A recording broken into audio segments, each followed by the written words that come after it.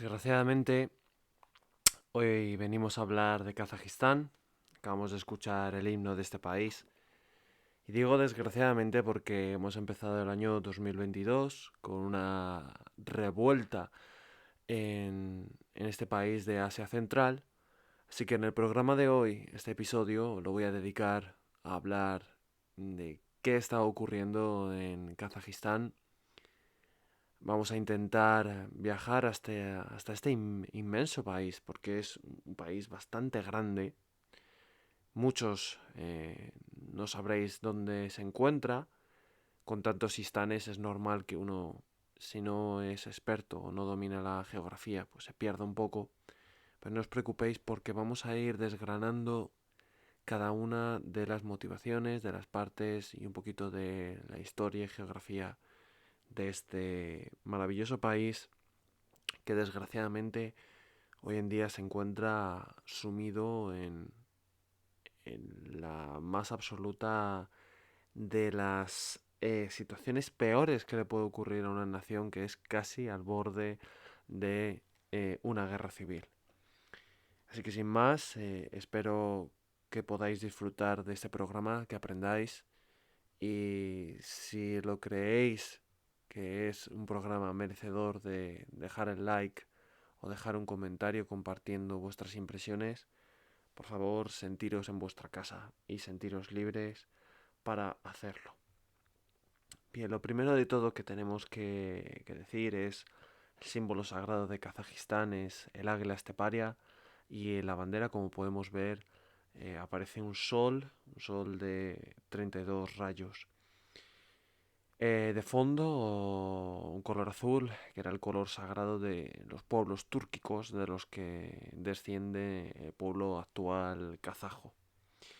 Bien, asimismo, em, hay que comentar acerca de su ubicación geográfica. Kazajistán, como vemos en el mapa, en los que me estáis escuchando en iVoox, pues trataré de poner en la descripción del podcast un enlace a un mapa, pero vamos, lo tenéis fácilmente, lo podéis encontrar fácilmente en la red.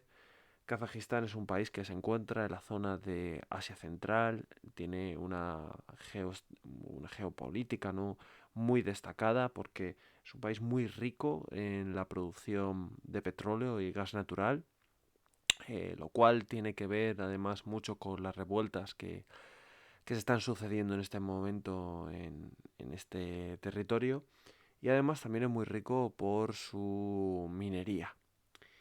Kazajistán es un pueblo estepario, ¿vale? Destaca sobre todo el paisaje estepario, y a pesar de ser el noveno país más grande del mundo por extensión, en kilómetros cuadrados, en total tiene unos 6.846 kilómetros de frontera con Rusia. O sea, esto también hay que tenerlo en cuenta para comprender los acontecimientos políticos posteriores. A pesar, como decía, que es el noveno país más extenso en el mundo, eh, pues está muy poquito habitado, la verdad. Tiene una población de unos prácticamente 19 millones de habitantes, y su capital es Astana. A lo mejor os suena porque creo recordar que hacía años, no soy un experto en ciclismo, pero creo recordar que hacía años que existía un equipo que era el Astana, y venía pues precisamente de este país. Bien, la capital se llamaba o se llama Astana. Digo se llamaba porque ahora vais a ver una cosita que os va a sorprender. Obviamente el gobierno de Kazajistán, para los que no lo sabíais, se trata de una dictadura, en toda regla. Además, hasta hace nada y menos, hasta hace 2 días prácticamente, era una dictadura de corte presidencialista, de culto al hombre poderoso.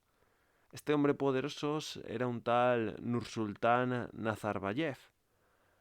Nursultán Nazarbayev a día de hoy es una persona que tiene 81 años, es un anciano, y ejerció la presidencia de Kazajistán desde su independencia, allá por los años en el 91, los lejanos años 90 ya, y estuvo en el poder hasta hace muy poquito, hasta el 2019, año que por razones evidentes muy pocos olvidarán. Bien, este personaje es muy importante, de hecho va a gobernar con puño y hierro, y es cierto que el país le toleró porque la economía iba bastante bien hasta aproximadamente el 2015. De hecho, a Kazajistán se le conocía como el Dubái de Asia Central, para que os hagáis una idea. Sin embargo, en el 2015 las cosas empezaron a ir cambiando a peor y hasta ahora. El motivo de la revuelta, os tengo que comentar que se ha aducido a la subida del gas licuado, el cual se utiliza sobre todo como combustible para los vehículos. Se ha duplicado el precio y aproximadamente, para que os hagáis una idea, si pasaba a costar unos 12 céntimos, ahora valía unos 21 céntimos. Y esto simplemente quiero que entendáis que es la gota que ha colmado el vaso. ¿Por qué? Porque Nursultán Nazarbayev, como os estaba comentando, estuvo gobernando de una manera totalmente antidemocrática. De hecho, Kazajistán es muy curioso porque existen partidos, ¿no? Una diversidad de partidos políticos, pero que en verdad son partidos títeres, porque no hay una oposición como tal. Ha ido ganando todas las elecciones este buen señor, hasta que ya, pues, en el 2019 se hace un cambio y va a ceder el gobierno a un títere, que es Tokayev. De hecho, este hombre que tiene ojos de topillo, ya lo podréis buscar en internet. Es el típico malo o presidente malvado que aparece en las películas de Apocalipsis Zombie, que no te inspira ningún tipo de confianza. Bueno, pues este Tokayev, que era el lacayo de Nazarbayev, de nuestro amigo Nursultán, vino a sustituirle, pero como os podéis imaginar, por lo que os estoy comentando, Nazarbayev ha estado gobernando en la sombra. Entonces, a esta situación le sumamos el aumento del gas al doble y le sumamos una restricción de las libertades cada vez mayor, pues al final lo que ha provocado todo esto es una fragmentación social y un enfrentamiento civil. Nada más comenzar este año 2022, como vemos.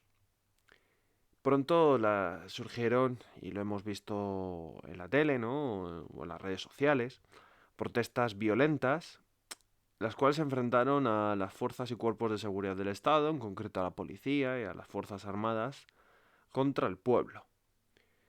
Estas protestas, bueno, eh, en un principio, digamos que Tokayev dio la orden de intentar aplicar una fuerza relativa, en el sentido de usar armas de disuasión, pero enseguida la violencia fue en aumento por parte tanto de la policía como de los manifestantes.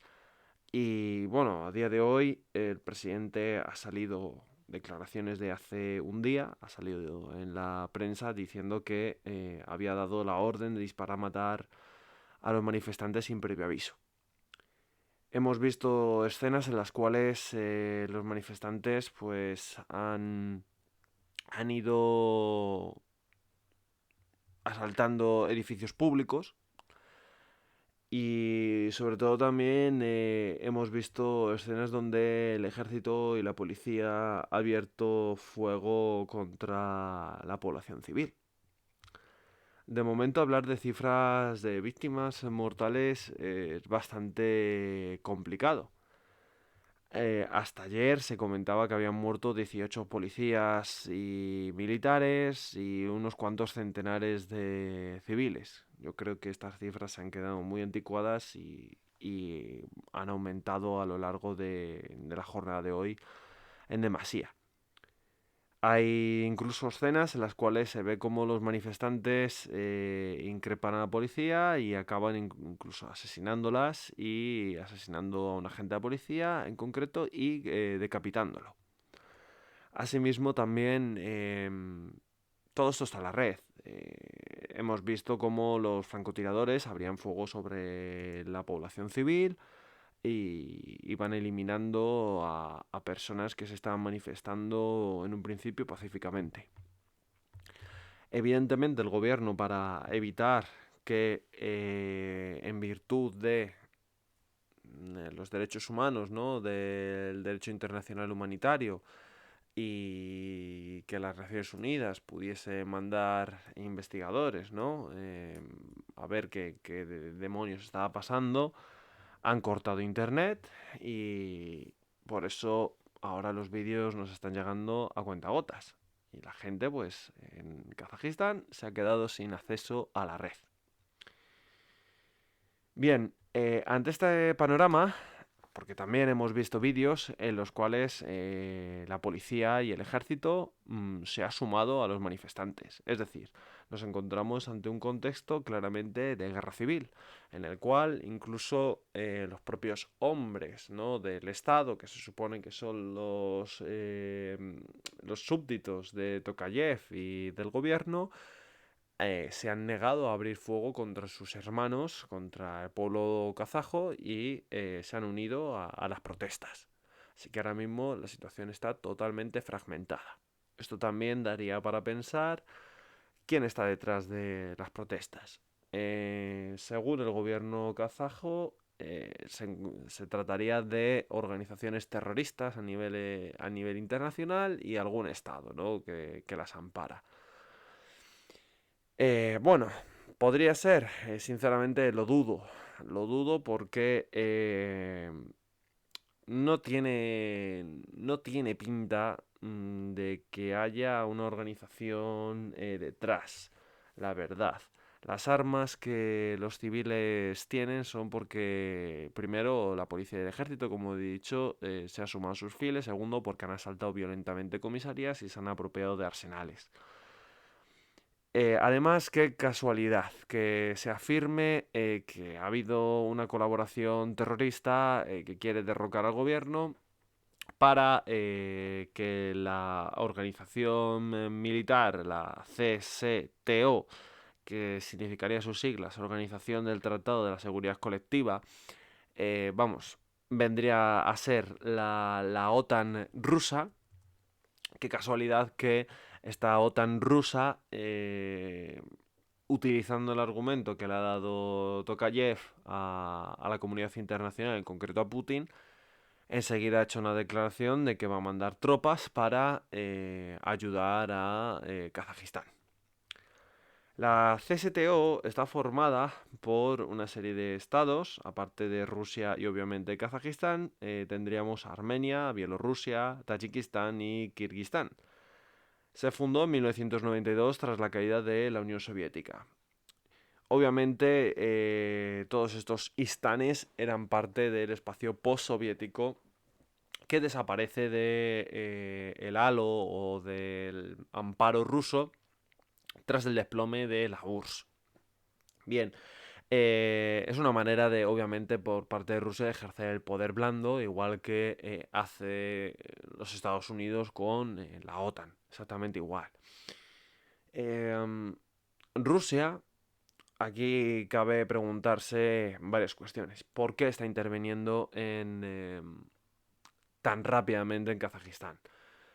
Bueno, lo primero es recordar, lo he dicho al principio del programa, Kazajistán tiene 6.846 kilómetros de frontera con Rusia, por los cuales pues, Rusia no se puede permitir, evidentemente, que haya turbulencias dentro de un territorio tan cercano a su territorio fronterizo, ¿no?, valga la redundancia. Segundo, obviamente, Kazajistán es inmenso, ocupa una posición muy destacada a nivel geoestratégico y también es muy rico en minerales y obviamente Moscú quiere tener a un gobierno títere, a un gobierno que le obedezca. y los experimentos pues a ningún estado le gustan, ¿no? Y asimismo, también tenemos que China, pues en un principio, bueno, no creo que a China le interese que haya un derrocamiento del gobierno, porque China en esa zona quiere que las cosas se queden como están, sobre todo porque a nivel geoestratégico no le viene bien con sus nuevas rutas comerciales, la nueva línea, ruta de la seda y demás. Pero bueno, se encuentra muy cerquita Kazajistán de Afganistán. Siempre se ha vendido al occidente el miedo de que en Kazajistán son musulmanes suníes, pues pueda haber ahí un foco de terrorismo islámico. Sinceramente no lo parece y lo más probable es que esto sea parte del programa propagandístico del gobierno de Tokayev para legitimarse en el poder de cara sobre todo a Occidente para hacerles ver de, bueno, soy el mal menor, necesito estar aquí porque si no pues puede haber un Afganistán 2.0 y el mundo libre no os lo podéis permitir. Bien, es una pena porque los rusos, para intervenir, por lo tanto, han aducido que se intervenía por una cuestión de terrorismo, ¿no? Claro, esto primero es ilegal lo que ha hecho Rusia, porque a nivel interno de un país, cuando tiene un conflicto armado no internacional, esa es la consideración de derecho internacional humanitario, así es como se denomina, eh, tú no puedes intervenir en ese país, por mucho que ese país te lo solicite. Existe una serie de protocolos que tendríamos que llevarlo al Consejo de Seguridad de la ONU, en fin.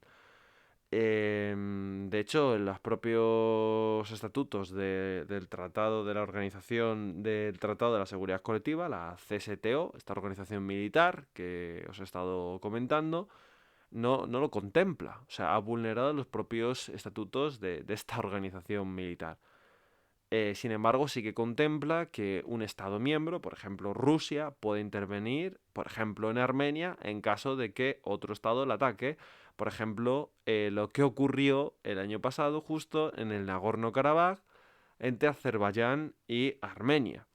¿Por qué no intervino Rusia? Bueno, pues no intervino Rusia ahí, primero porque detrás de Azerbaiyán se encontraba Turquía, el ejército turco tiene un ejército poderoso, es cierto que a lo mejor en un conflicto directo con Rusia pues, saldría derrotado, pero estamos hablando del siglo XXI, las guerras convencionales es muy poco probable que vayan a ocurrir y a ninguno de los dos agentes, sobre todo a Rusia, le interesaría pues sumirse en un conflicto por Nagorno-Karabaj, que era un territorio no reconocido internacionalmente prácticamente por ningún agente estatal en el mundo y, en fin, en eso se escudó Rusia. Pero vemos obviamente la doble vara de medir. Cuando es necesario a nivel geopolítico intervenir en una zona, se hace, aun vulnerando la propia ley que tú has establecido en los estatutos de esta organización militar, aprobados en 1992,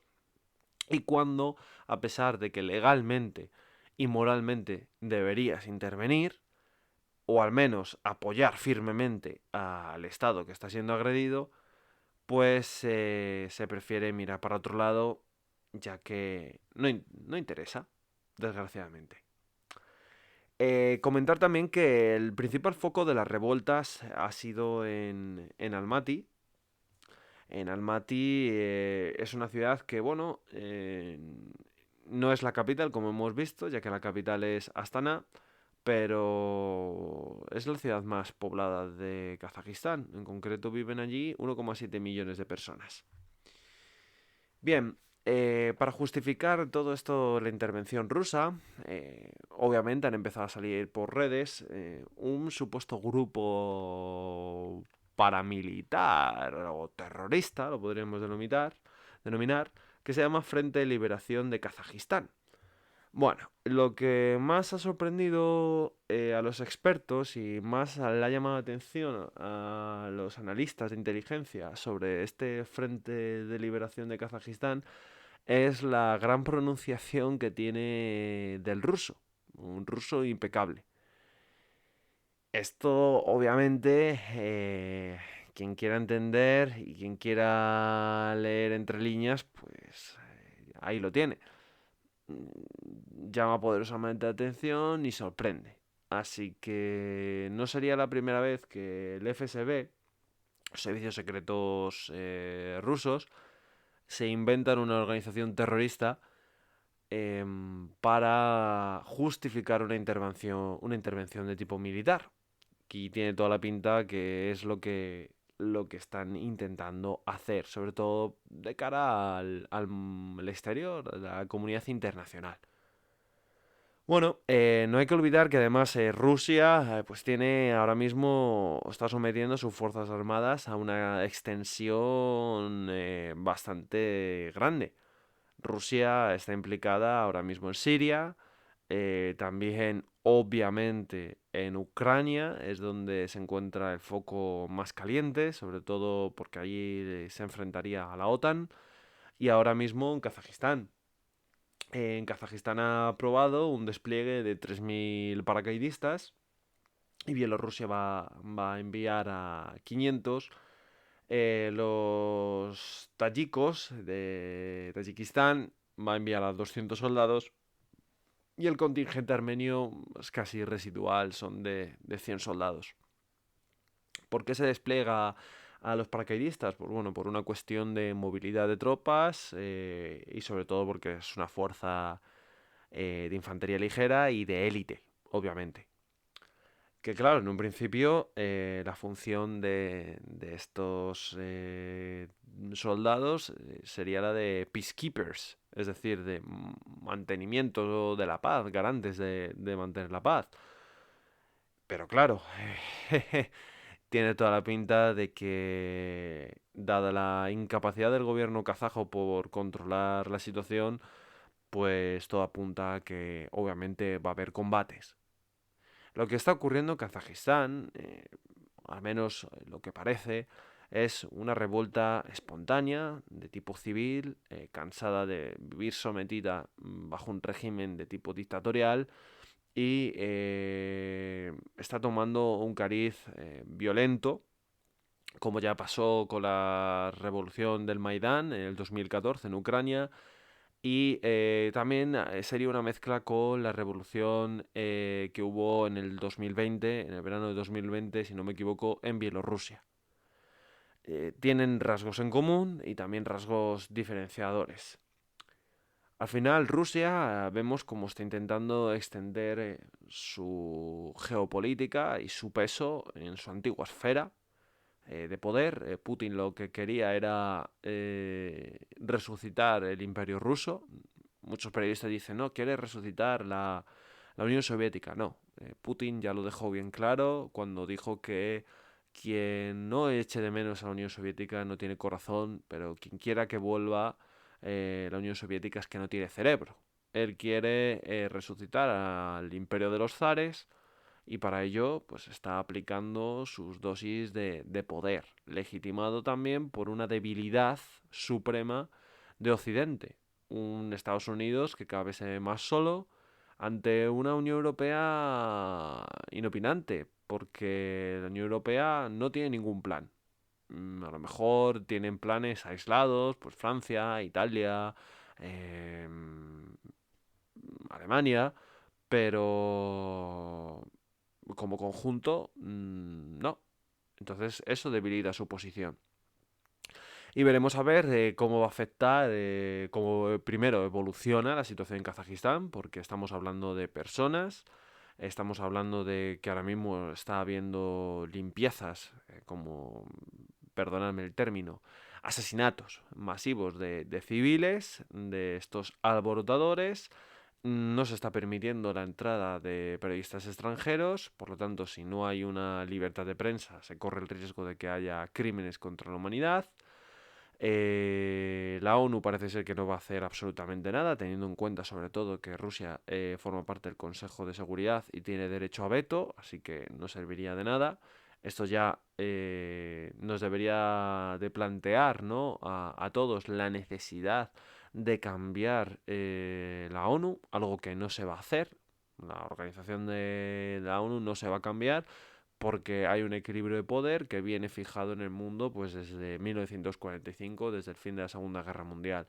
Y para que se cambiase, pues ningún ente estatal va a querer perder poder. Así que tendría que haber, creo, otra guerra mundial para que hubiese una redistribución de poder. Asimismo, tenemos, bueno, a ver qué ocurre en Ucrania, porque la situación está muy densa. La semana que viene se reúne Vladimir Putin y Joe Biden a tratar del tema, pero vemos claramente cómo Rusia está ejerciendo su voluntad a su antojo, un occidente que se lo permite absolutamente todo. Y no hay que olvidarnos que hace unos meses Rusia junto con Bielorrusia crearon una situación de crisis migratoria brutal en Bielorrusia al trasladar a inmigrantes procedentes de Siria, Irak, Afganistán, Irán, eh, pues trasladarlos en compañías de aérea de Turkish Airlines, llevarlos a Bielorrusia y soltarlos hacia la frontera de Polonia. Evidentemente, con Polonia no se juega. Polonia desplegó el ejército y al final, pues obviamente los rusos solo entienden de una respuesta dura y firme.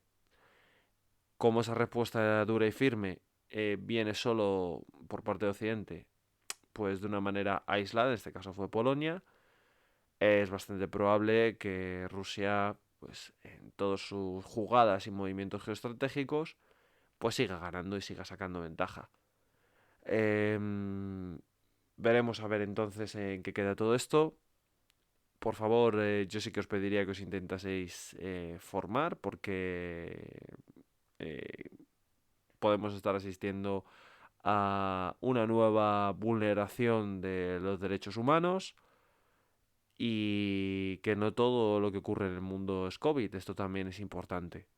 Y veremos sobre todo a ver qué ocurre con Ucrania, porque Ucrania es un país al cual hemos abandonado absolutamente, Occidente como colectivo, y se le está prohibiendo por parte de Rusia su ingreso en la OTAN y de hecho Rusia pues ya ha aplicado,